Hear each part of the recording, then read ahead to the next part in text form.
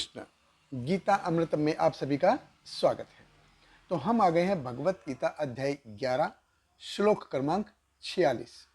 तो पिछले श्लोक में हमने देखा अर्जुन भगवान से कहते कि भगवान आपका ये अभी विराट रूप जो है वो अभी संकुचित कर लीजिए। उसको देख के मैं बहुत व्यथित हो गया हूँ, बहुत डिस्टर्ब हो गया हूँ। क्यों? क्योंकि ये आपका जो रूप है बहुत ही डरावना है, विकराल विराट रूप है।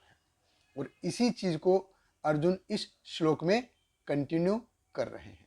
तो भगवत गीता अध्याय 11 श्लोक क्रमांक 46 अर्जुन कहते हैं, किरीटिनम गदिनम चक्रहस्तम इच्छामि त्वाम दृष्टम अहम तथैव तेनेव रूपेण चतुर्भुजेन सहस्त्रबाहो भव विश्वमूर्ते। अर्जुन कहते हैं, हे विराट रूप, हे सहस्त्रभुज भगवान, मैं आपके मुकुटधारी चतुर्भुज रूप का दर्शन करना चाहता हूँ, जिसमें आप अपने चारों हाथों में शंख, चक्र, गदा तथा पद्म धारण किए हुए हो। मैं उसी रूप को देखने की इच्छा करता हूँ।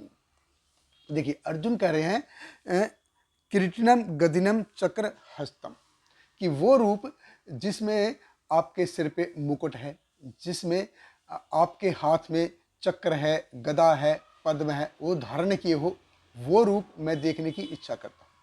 इच्छामि त्वाम दृष्टम अहम तथैव, कि डेफिनेटली मैं आपका वो सौम्य रूप देखना चाहता हूँ। तेनेव रूपेण चतुर्भुजेन, कि इस रूप ने भगवान मेरे को बहुत ही डरा दिया है, बहुत ही डिस्टर्ब कर दिया है, क्योंकि ये बहुत ही डरावना है, बहुत ही भयानक है।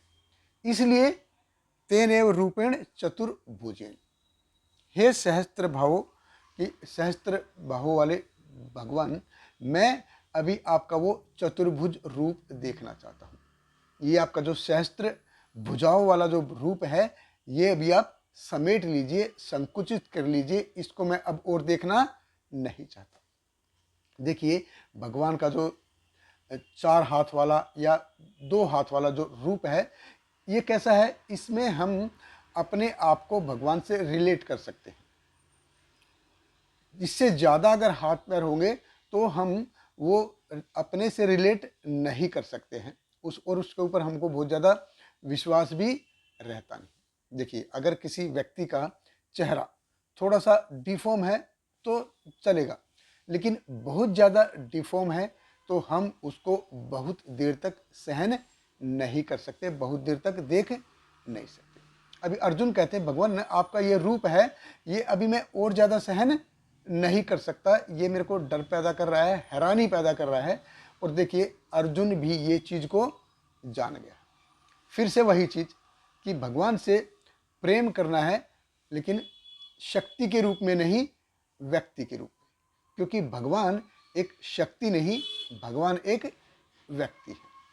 देखिए हम भगवान से इच्छा पूर्ति की मांग करते हैं, हमको हमेशा भगवान से इच्छा पूर्ति की मांग नहीं करनी चाहिए। हमको भगवान से प्रेममयी संबंध बनाने की मांग करनी चाहिए, कि कैसे मेरा भगवान के साथ प्रेममयी संबंध स्थापित हो।